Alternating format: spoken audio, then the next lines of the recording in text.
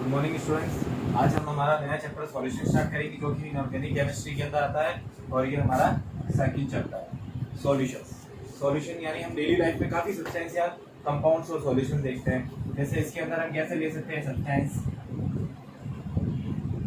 Compound, mixtures, ये सब अलग अलग तरह के सॉल्यूशंस या कंपाउंड्स होते हैं जिसके अंदर 2 या मोर पार्टिकल्स प्रेजेंट होते हैं। जैसे सॉल्यूशन का हम सबसे अच्छा एग्जांपल हमारे डेली लाइफ का लेते हैं वाटर भी एक सॉल्यूशन है क्योंकि इसके अंदर भी डिफरेंट टाइप के कंपाउंड्स प्रेजेंट होते हैं। जैसे मेन हम ले लें फ्लोराइड, कई जगह फ्लोराइड की क्वांटिटी कम होती है, कई जगह मैक्सिमम होती है, तो इस वजह से वाटर भी एक सॉल्यूशन में काउंट होता है। तो हम क्या कह सकते हैं, सॉल्यूशंस को क्या कह सकते हैं, when 2 compounds mixed and form new mixture या compound is called solution। अब देखते हैं सॉल्यूशन में हम मैक्सिमम लेंगे 2 पार्ट्स। अब उन 2 पार्ट्स में क्या होगा, देखिए 2 पार्ट होंगे, एक पार्ट होगा सोल्यूट और सेकेंड पार्ट होगा सॉल्वेंट। इन 2 पार्ट से मिलके सॉल्यूशन की फॉर्मेशन होती है। अब सॉल्यूट क्या होगा, इन लेस क्वांटिटी,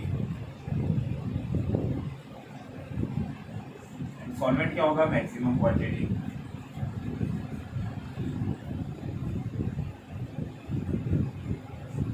ठीक है, जो सॉल्वेंट है उसी के ऊपर ही सॉल्यूशन डिपेंड करेगा कि सॉल्यूशन गैसियस है, लिक्विड है या सॉलिड। इन तीनों पोजीशंस में सॉल्यूशन डिपेंड किस पे करेगा, क्वांटिटी ऑफ सॉल्वेंट, यानी सॉल्वेंट की क्वांटिटी के ऊपर ही हमारा सॉल्यूशन डिपेंड करता है कि वो सॉल्यूशन गैसियस लिक्विड में है या लिक्विड सॉल्यूशन है या सॉलिड सॉल्यूशन है। तो हम डिफरेंट टाइप की 3 तरह के सॉल्यूशन अभी देखेंगे और ये क्या है हमारे जो कोर्स में है वह है binary solution. Binary solutions means उसके अंदर 2 कंपाउंड्स प्रेजेंट है, सोल्यूट एंड सॉल्वेंट। तो इन टाइप के सॉल्यूशंस को क्या कहते हैं, बाइनरी सॉल्यूशन। अब हम स्टार्ट करते हैं types of solutions.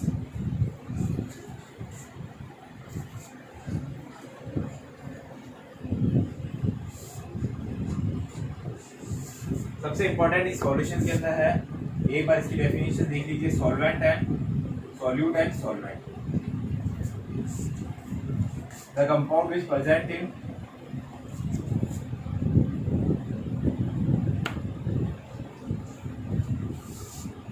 maximum quantity and solute, the compound is present in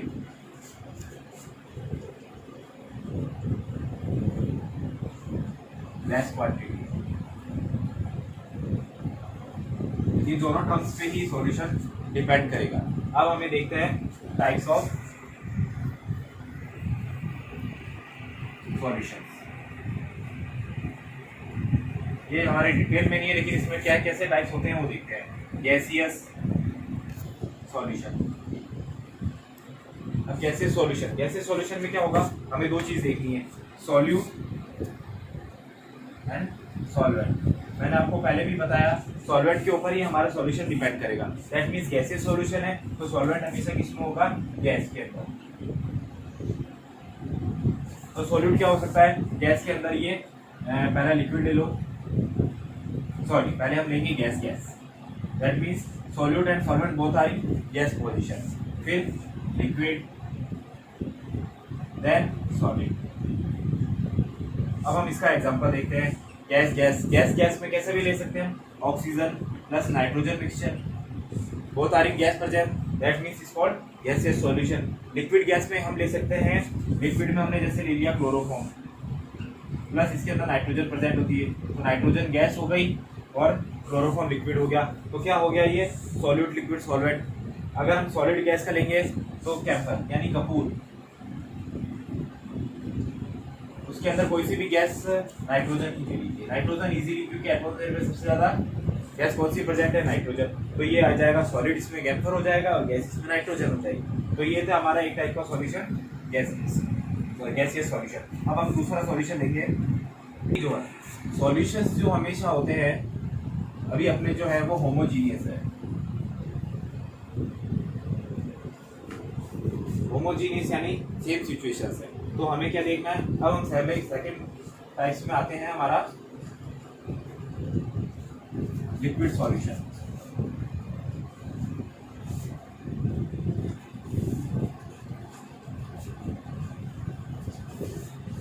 अब हम लेते हैं लिक्विड सॉल्यूशन।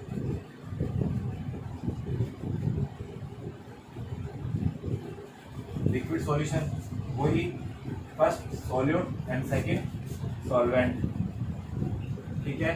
तो सॉल्वेंट जैसे मैंने आपको पहले बताया, एक्सप्लेन, सॉल्वेंट क्या हो जाएगा, लिक्विड, लिक्विड एंड लिक्विड, क्योंकि थ्री टाइप्स की स्टेज है, गैस, सॉलिड एंड लिक्विड। तो पहले क्या लिखे हम, लिक्विड टू लिक्विड, फिर gas to liquid and next solid to liquid. अब इसमें अलग अलग टाइप्स के एग्जांपल ले सकते हैं, कोई भी, जैसे वाटर सॉल्यूशन ले लीजिए, वाटर में दूसरा लिक्विड कोई भी मिला हुआ है, और क्या हो जाएगा, गैस के अंदर भी आ सकता है, H2O के अंदर ऑक्सीजन डिसॉल्व, सॉलिड लिक्विड के अंदर हम भी दूसरे एग्जांपल्स भी ले सकते हैं। सॉलिड के अंदर हम ले ले, अगर ग्लूकोज सॉलिड को हम डिसॉल्व करेंगे वाटर में, इसमें H2O के साथ गैस है, गैस में लिया। लिक्विड, लिक्विड में हम क्या ले सकते हैं, वाटर प्लस उसके अंदर H2O मिला लो, C2H5OH मिला लो, एथेनॉल मिला लो, कोई दूसरा भी सॉल्यूशन मिला सकते हैं, तो वो सब लिक्विड लिक्विड में आ जाएंगे। H2O वाटर के अंदर ऑक्सीजन गैस डिसॉल्व कर लें तो वो लिक्विड और गैस में हो जाएगी। ग्लूकोज अभी हम दोनों फॉर्म में आता है, सॉलिड फॉर्म में अगर वाटर के अंदर डिसॉल्व करेंगे किसी भी चीज को, जैसे शुगर वाटर ले लो, तो शुगर भी क्या हो गया, ग्लूकोज की फॉर्म हो गई। तो ये सब किस में आएंगे, सॉलिड लिक्विड के अंदर।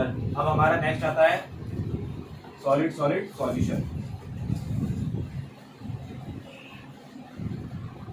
अब हम नेक्स्ट लेंगे सॉलिड सॉल्यूशन, ठीक है। तो solute and solvent, solvent already exist, that means solid, solid and solid.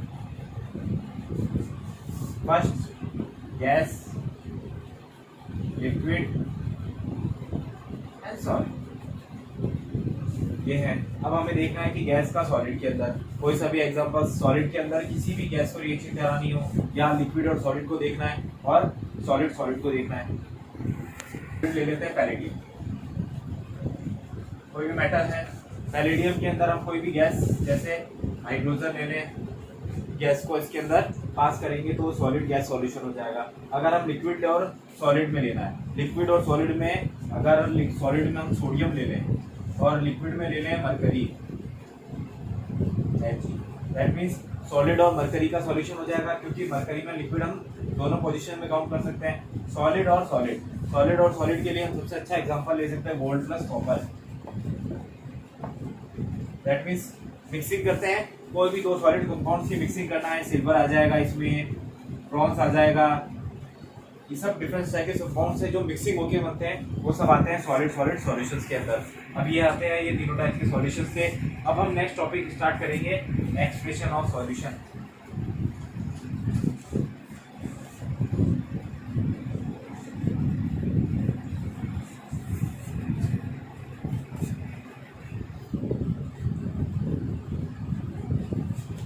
Expression of solution, हम इसको कह सकते हैं how we can present solution,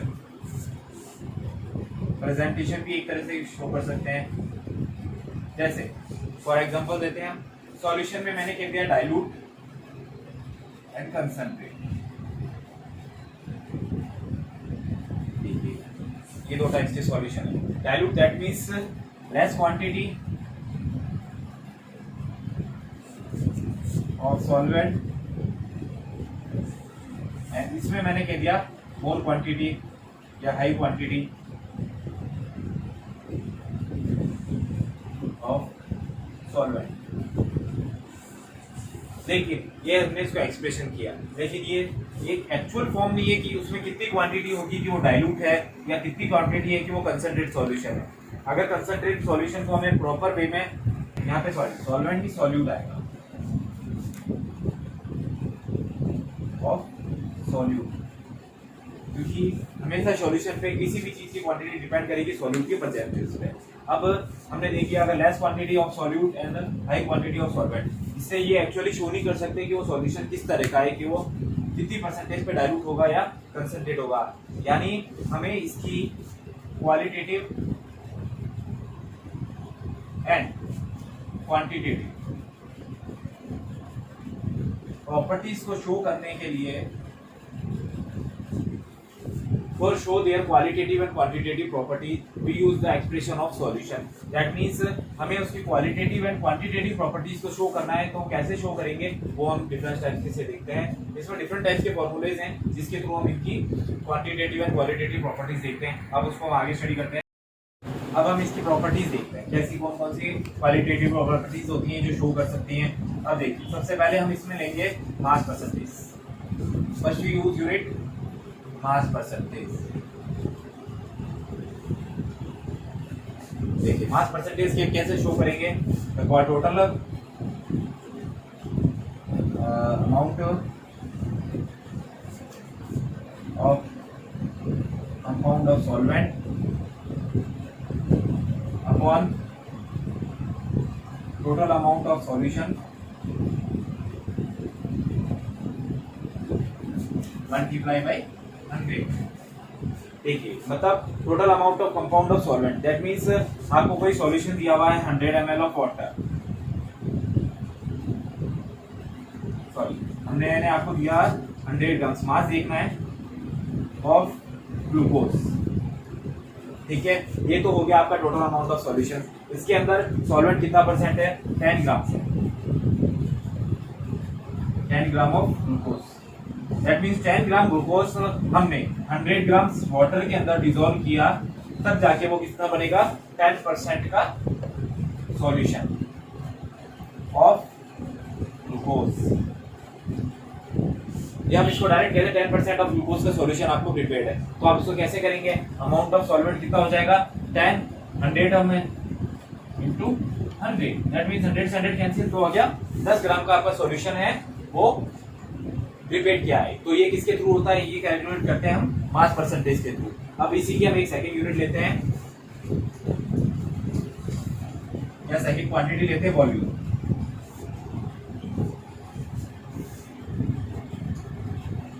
volume percent, अब वॉल्यूम परसेंट को V ऑफ V भी लिखते हैं, that means unit of solvent is volume and unit of quantity यानी कंपाउंड की टोटल जो क्वांटिटी है वो भी वॉल्यूम में होनी चाहिए।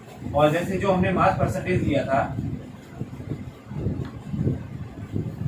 मास परसेंटेज को भी m/m लिख सकते हैं, that means mass of mass, यानी दोनों जो क्वांटिटीज है आपके पास total amount of solution and solvent दोनों वॉल्यूम से होना चाहिए। अभी आपको मैंने कह दिया 10 ml of glucose,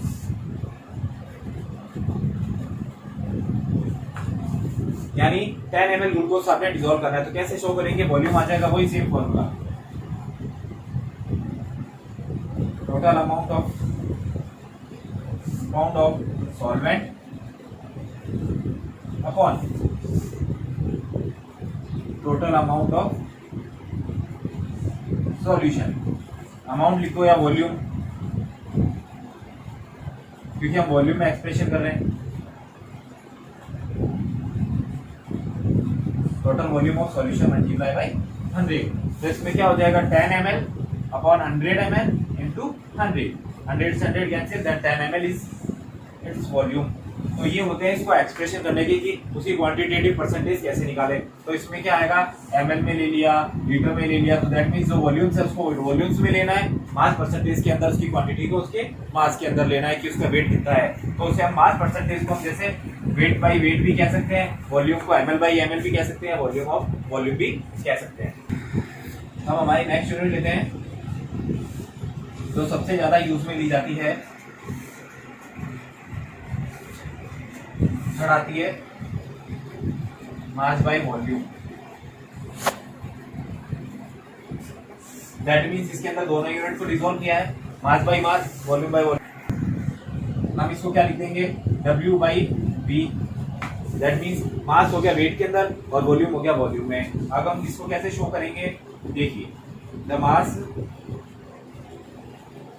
of the solute upon total volume of solution multiply by 100। इसमें क्या होगा, जैसे ऊपर 10 ग्राम से दिया, 100 ml volume they the, multiply by 100, तो ये 100 से 100 कैंसिल, और ये 10 ग्राम आपका सॉल्यूशंस इन वॉल्यूम्स में ध्यान हो जाएगा पर 100 ml। इसलिए सबसे ज्यादा एक्सप्रेशन करने के लिए सॉल्यूशंस की unit mass by volume percentage use में सबसे ज्यादा आती है, इसलिए ये सबसे इंपॉर्टेंट यूनिट काउंट होती है। जो फार्मेसीज वगैरह में, मेडिकल की प्रिपरेशंस वगैरह सब में मास बाय वॉल्यूम परसेंटेज को यूज करते हैं। अब नेक्स्ट देखते हैं,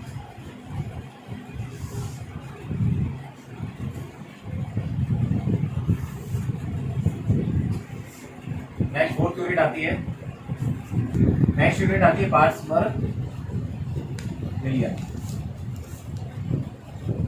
ये यूनिट कब काम में लेते हैं, सबसे जब क्वांटिटी जो है बहुत ही स्मॉल है, quantity given in small quantity,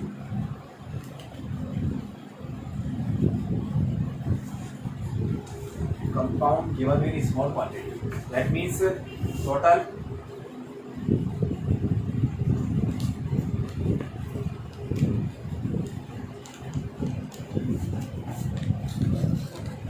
compounds upon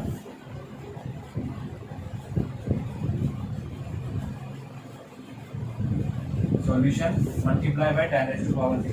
क्योंकि पार्ट्स पर मिलियन को हमेशा 10⁻⁶ में लेंगे, तो क्या होगा, जो कंपाउंड है उसकी क्वांटिटी जो कितनी गिवन है और जो टोटल अमाउंट ऑफ क्वांटिटी है वो गिवन है, और उसको 10⁻⁶ से मल्टीप्लाई करके पार्ट्स पर मिलियन यूनिट से निकाल लेते हैं।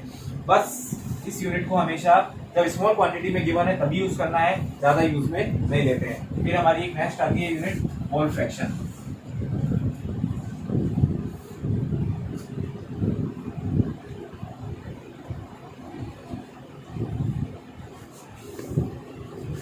हम कैसे निकालते हैं, देखिए, number of moles of compound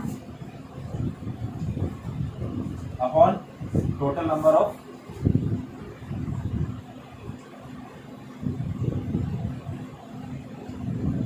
moles of compound.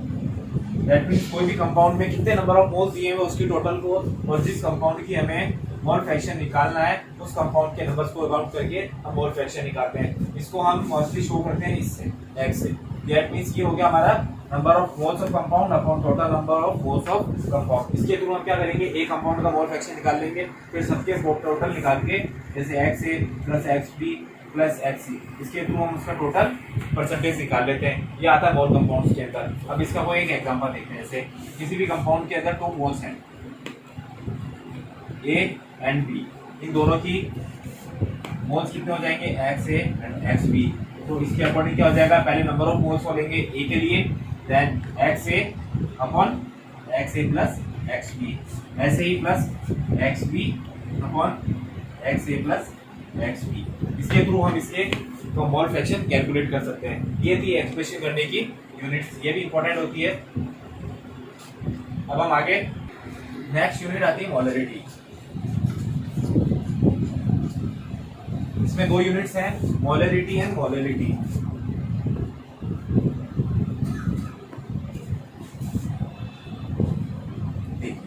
Molarity को हम कैपिटल एम से शो करते हैं और इसको हम शो करते हैं मोलरिटी को स्मॉल एम से। इन दोनों में डिफरेंस क्या है, मोलरिटी में जो हम सॉल्यूशन लेंगे वो लेंगे वॉल्यूम्स में इन लीटर, और इसमें जो वॉल्यूम लेंगे,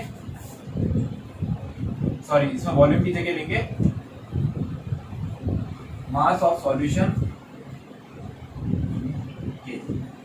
ये दोनों में डिफरेंस है। और ऊपर क्या आएगा, वही, इसमें क्या हो जाएगा, number of moles of solute upon total